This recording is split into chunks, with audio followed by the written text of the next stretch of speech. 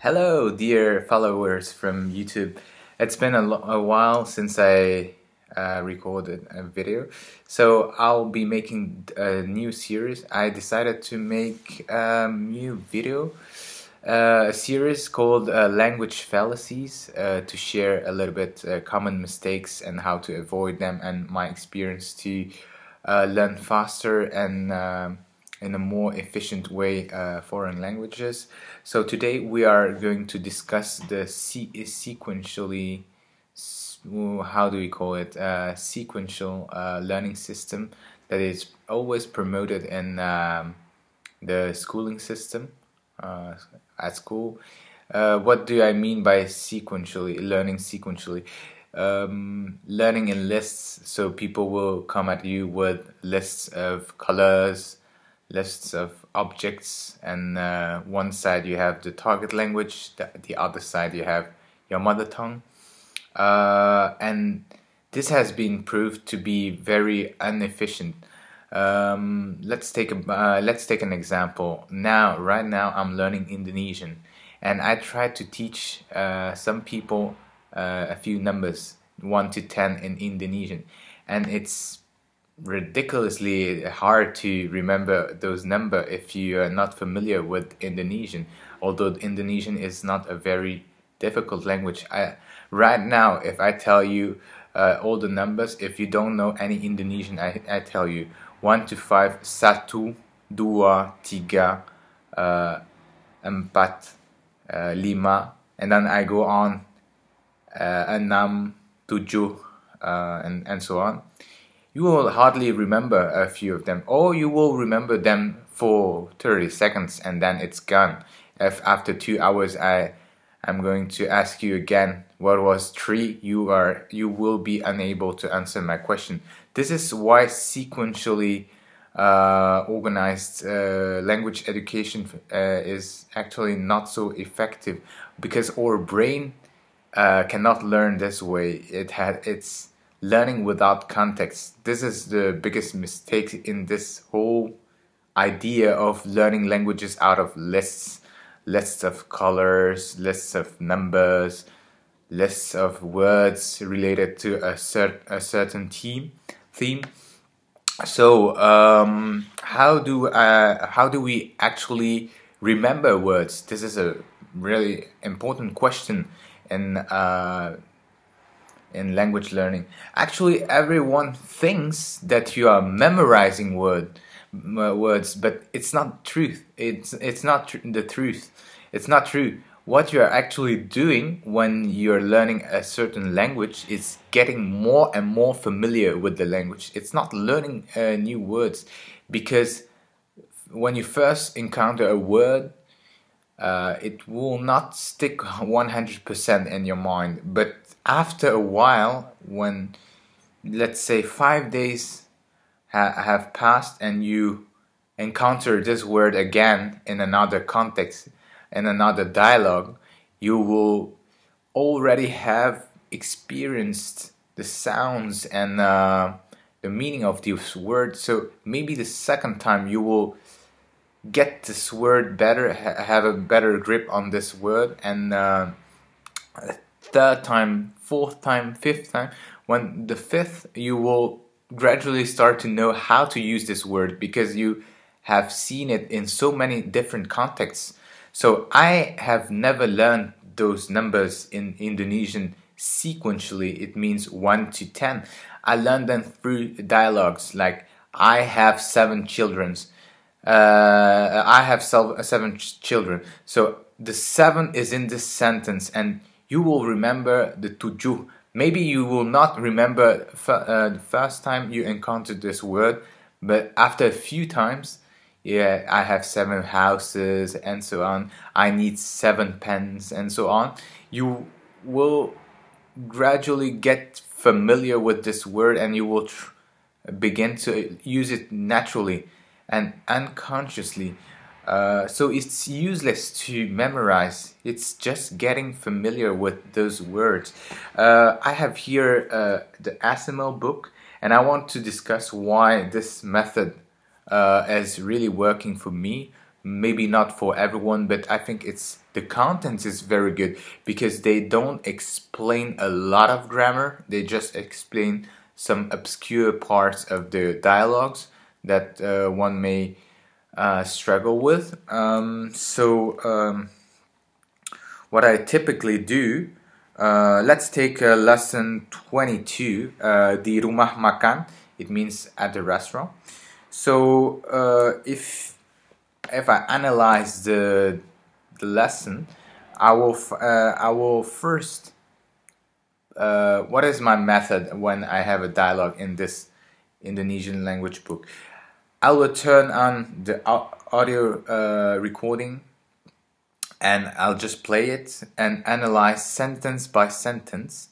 I just listen to a sentence, I pause it, I write down the sentence, and I have a look at the words that I don't understand, and they are just translated on the other page. So this is the source language, and this is your mother tongue, and I have a quick look at the sentence on the French side to understand what it's all about. And when I understand the meaning of the sentence, I see that those unknown words become familiar because they are in a context. Like, for example, here is silahkan duduk di sebelah kanan. I know that silahkan is just please do something because I have seen it in a previous lesson. Duduk, I also know it's please sit down. It's sit down. Di sebelah kanan, I know sebelah, but I don't know kanan. Sebelah is side, and kanan, I have a look on the right side, and I know it's right side, actually, right hand side.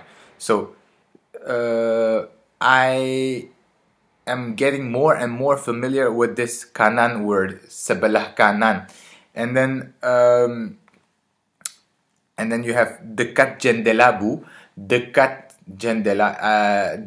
I don't know what it means, but I have a look and I know dekat is near and jendela is window. So with this context, this sentence, although I didn't know jendela, I didn't know dekat, kanan, those three words, but in this sentence, it becomes easy to remember because you have the context. Please sit down next to this window on the right hand side. It's easy for the brain when you have a context, and they are talking about a restaurant,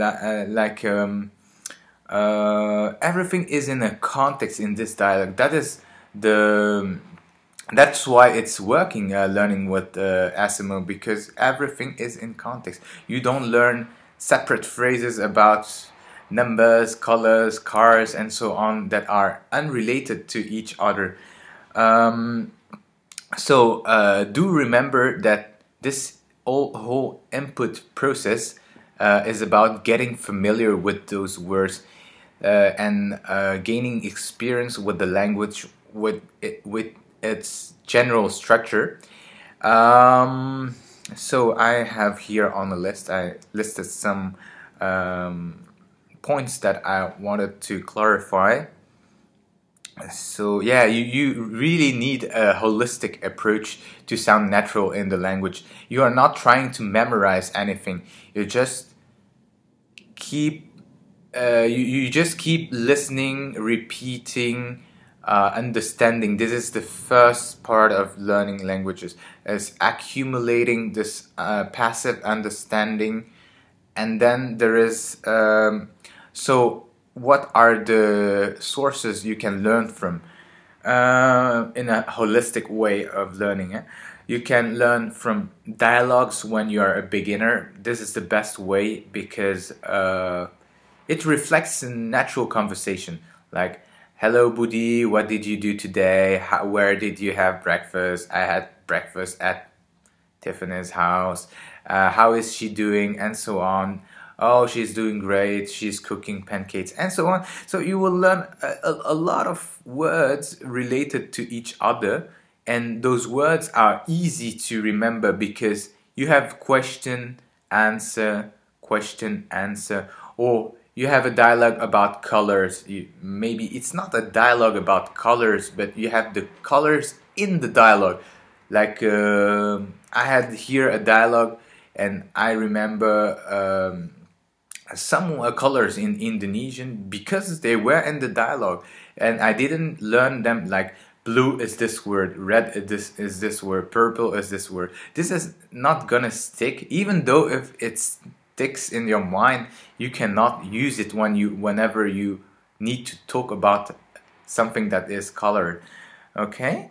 You can learn from dialogues at the beginning. When you get to a more intermediate level, you can just watch interviews on YouTube, read interviews, read magazines, and then progressively you can evolve towards books and natural speaking. Your natural speaking abilities will increase over the time, over the years that you are accumulating all those knowledge, all those. Yeah, I do know knowledge is an uncountable. All those chunks of the languages that you are learning. So it's the same with other elements of the language. Like people always wonder, how do you conjugate Spanish verbs, French verbs? There are a lot of subjunctive and so on. But just have you ever wondered how the natives do to know all those rules, all those details, how they have to use subjunctive, how they conjugate verbs in French, in Spanish, in Portuguese?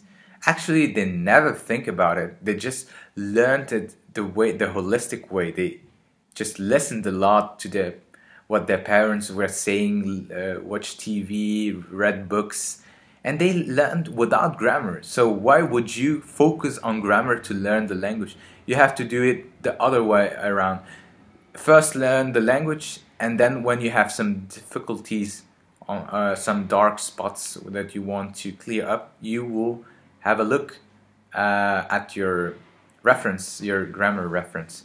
So it's the same. I learned to conjugate, not perfectly because I'm still learning, but verbs in Persian without learning them in lists. This is the whole thing.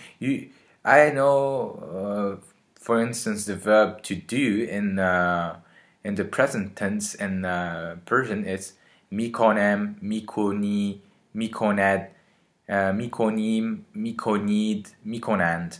But I have never studied that in a list. I'm able to say it in a list because I saw those different forms of kardan, which is the verb to do, and throughout the lessons, through the lessons. So this works for conjugation. Don't try to remember a table of conjugations. It's not going to stick.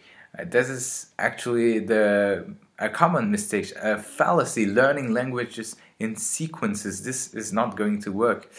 Same for subjunctive. Same for any difficult part of the language. You can train it, but do not expect to remember when you train a particular grammar point. It's just you have to feel the language, and whenever you begin to feel the language, it's okay, and you will start to say that sounds right and that's better, and that's the way it is. You will learn to conjugate verbs naturally, like a child is learning his own native language. This is a piece of advice I'm just giving to you. If you want to learn languages and in an effective way, don't learn them out of lists, out of sequential lists. You just learn them from context, from a holistic approach. Don't worry if you don't understand why it's conjugated this way or that way when you begin to learn. Everything will clear up when you achieve a certain level.